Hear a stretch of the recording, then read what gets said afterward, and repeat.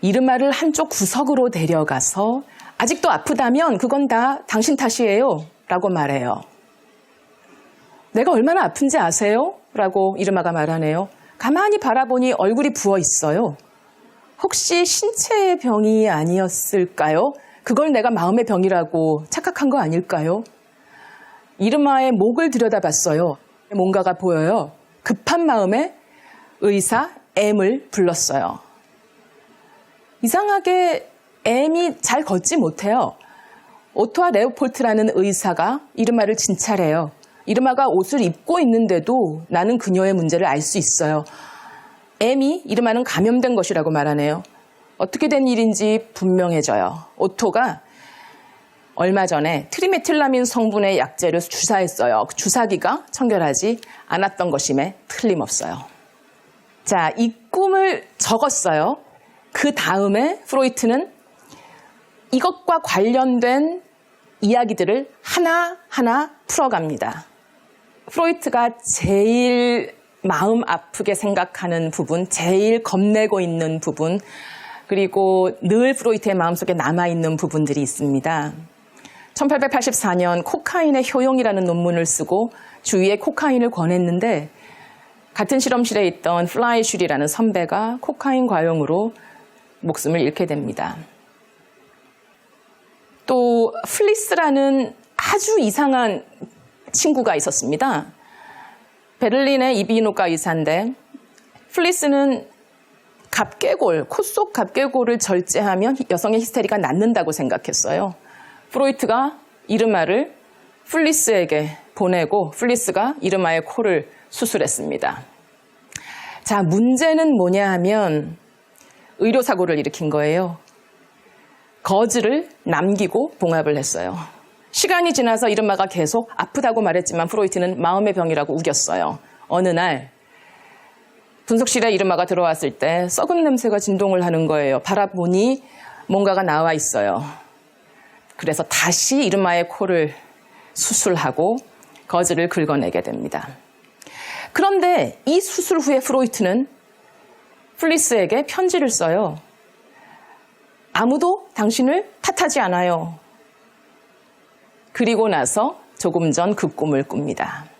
관련된 부분들을 자유연상해요, 프로이트가. 우선 브로이어와의 다툼. 브로이어는 프로이트의 선배였고 정신분석을 어떻게 보면 창시한 선구자라고 할 수 있어요. 그걸 프로이트가 넘겨받아서 정신분석을 제대로 체계적으로 이론화하게 되는 거죠. 처음에 히스테리 환자를 같이 보면서 연구를 했는데 프로이트가 워낙 성에 대한 이야기를 많이 하니까 브로이어가 화를 냅니다. 17개의 사례밖에 안 봤잖아. 그걸 보고 모든 게 성에 관련되어 있다고 이야기를 하면 안 돼. 18번째 환자가 그렇지 않으면 어떻게 할 거야. 프로이트는 자신의 발견을 믿고 또 자신의 논문을 사람들한테 보여주고 싶었어요. 그리고 확신했어요. 자신이 생각하는 게 맞다고. 브로이어를 떠났습니다. 브로이어와의 결별도 이 꿈과 관련된 굉장히 중요한 사건입니다. 오토는 의사예요. 그런데 플리스와 프로이트가 잘못했다는 생각을 하는 의사예요. 언젠가 프로이트를 바라보는데 어떤 뉘앙스가 느껴졌어요. 당신들이 굉장히 잘못한 거 아니에요. 그래서 프로이트가 오토를 싫어했어요. 프로이트가 너무 좋아하는 형이 관절염을 앓고 있어요. 다리가 조금 불편해요. 플리스는 또 하나의 이상한 논문을 쓰는데 트리메틸라민이 성대사 물질이다 라고 하면서 트리메틸라민을 연구하고 있었어요. 자, 그럼 다시 볼까요? 넓은 홀. 이르마를 한쪽 구석. 표상 중에 굉장히 중요한 게 보여요. 구석입니다. 왜 구석이죠? 친구, 아무 일도 아니야. 아무도 자네를 탓하지 않아. 라고 했으나 마음속 깊은 곳에서 프로이트는 당당하지 않아요. 구석으로 데리고 가야 해요. 그리고 이건 당신 탓이에요. 라고 이르마한테, 환자한테 이야기를 해요. 이르마가 제가 얼마나 아픈지 아세요? 라고 말해요. 정말로 그렇게 말을 했을지도 몰라요. 가만히 바라보니 얼굴이 부어 있어요. 두 번째 수술을 받고 나서 이르마를 만났을 때 이르마의 얼굴이 퉁퉁 부어 있었어요. 늘 정말 나를 괴롭히는 어떤 게 있으면 어디를 봐도 그게 보이죠. 목을 들여다봤는데 뭐가 있죠? 갑개골이 보여요. 급한 마음에 의사 M을 불렀어요. 자유현상에서 프로이트가 뭐라고 하느냐 하면 M이 브로이어처럼 보이기도 하고 우리 형처럼 보이기도 한다. 이상하게 잘 걷지 못한다. 형이죠? 형의 관절염. 근데 분명히 브로이어의 얼굴도 있었어요. 압축이죠. 오토와 레오폴트라는 의사에게 이르마를 진찰하게 했어요. 레오폴트는 좋아해요. 오토는 싫어요. 이르마가 옷을 입고 있어도 나는 알 수 있어요.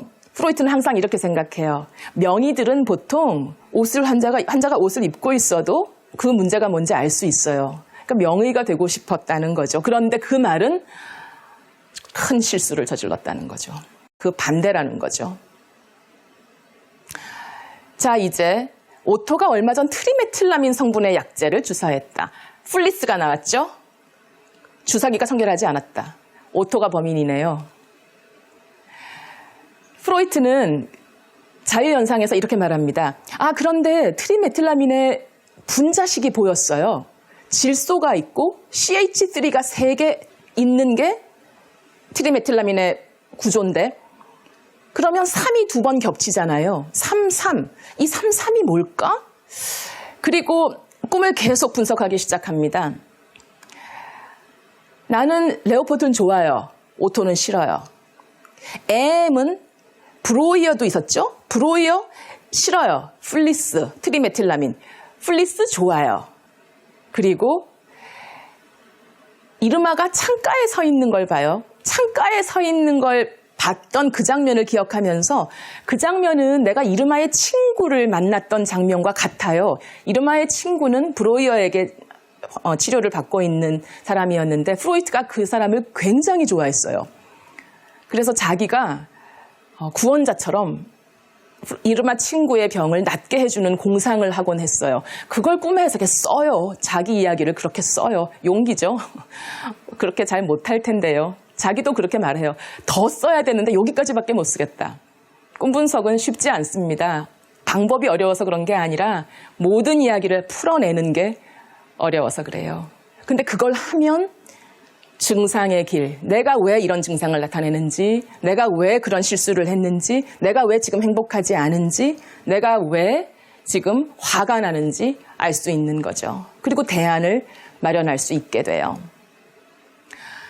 자, 그러면 이르마의 친구 좋아요? 이르마 싫어요. 네 잘못이야 라고 시작하죠, 꿈이. 아예 수술을 안 받겠다고 했으면 되잖아요. 왜 수술을 받겠다고 해서 지금 말도 안 되는 이야기를 하고 있는 거예요. 그건 꿈이잖아요. 정말 프로이트가 사는 생각들이 나오는데 보면 프로이트는 이렇게 풀어요. 셋이 셋으로 바뀌어 있다. 내가 좋아하는 사람 셋, 내가 싫어하는 사람 셋.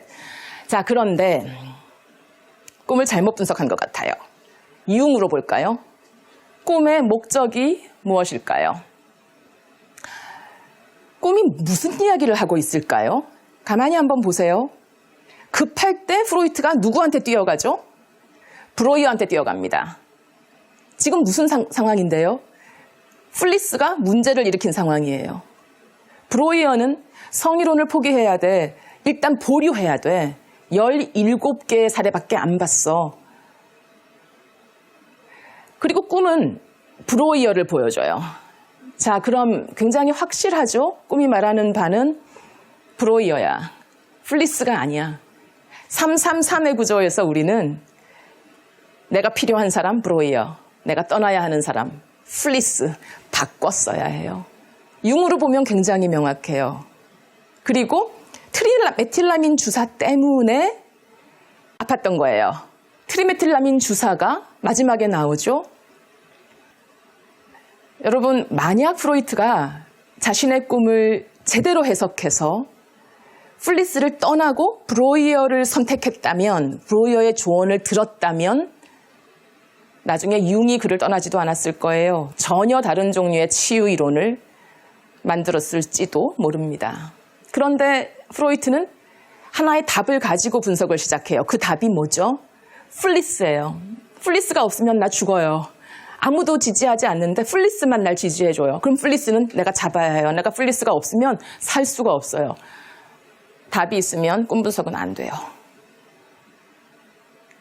꿈 한편으로 내 삶의 구조를 읽을 수도 있어요. 왜냐하면 내가 늘 괴로워하는 것, 내가 늘 하는 것, 난 늘 남의 눈치를 봐요. 나는 늘 내 규칙이 너무 많아서 사람들이 내 공간 안에 들어오는 게 싫어요.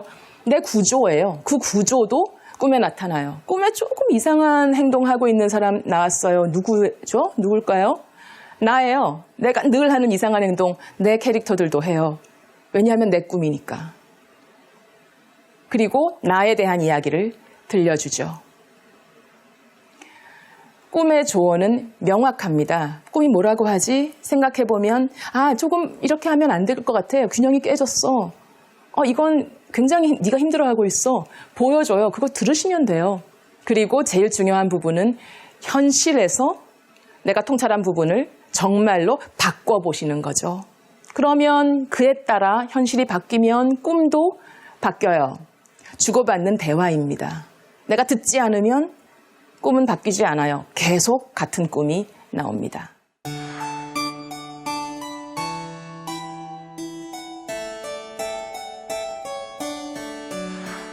꿈의 해석에서 프로이트가 언급하는 헤르베르트 질베러의 사례가 있어요. 한 학자가, 헤르베르트 질베러가 제시한 사례죠. 한 학자가 논문을 허술하게 썼어요. 그리고 투고를 했어요.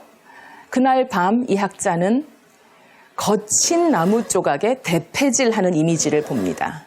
표상 분석해보세요. 중요한 표상들 어떤 게 있을까요? 거친 나무 조각, 대패질, 대패질하고 있다, 다듬고 있다. 내가 다듬었어야 되는 건 거친 나무 조각이 아니라 논문이었죠. 나무 조각이 거친 게 아니라 내 논문이 허술했겠죠. 또 하나의 프로이트의 꿈이에요. 20살에서 26살까지 근무했던 브리케 교수님의 생리학 실험실. 거기서 플라이슐 선배와 함께 연구를 했어요. 꿈에 누가 노크를 해서 열어보니 플라이슐 선배예요. 유령이 찾아온 거죠. 프로이트가 어떻게 하죠? 맨 마지막에 내가 뚫어지게 쳐다보고 내가 이 망령을 쫓아버리려고 애쓰면 바로 사라지는구나. 엑소시즘을 하고 있죠. 다시 융으로 한번 보세요. 목적이 뭘까요? 플라이슐이 왔어요. 그건 아마도 내게 어떤 말을 듣기 위해서였을 겁니다. 미안합니다. 대신 프로이트는 유령을 쫓아버려요. 물론 플라이슐은 다시 프로이트의 꿈을 방문하겠죠. 아버지에 대한 꿈을 상당히 많이 꿨는데요. 그중에 아버지와 화해하는 꿈을 하나 보여드릴까 합니다. 1851년까지의 병원비에 대해 문의하는 연락이 왔어요. 아버지는 1896년에 돌아가셨으니까 옆방에 가서 여쭤봐야겠네요. 꿈에선 그렇게 할 수 있죠. 아버지 돌아가셨는데 아버지 옆방에 가서 여쭤보는 거죠. 그랬더니 아버지께서 말씀을 해주세요. 내가 그 직후에 결혼했는데 바로 그렇다면 1851년 바로 1년 후에 내가 태어났네. 내가 1856년생이니까 1856 빼기 1851은 1이네 하고 깨는 거예요.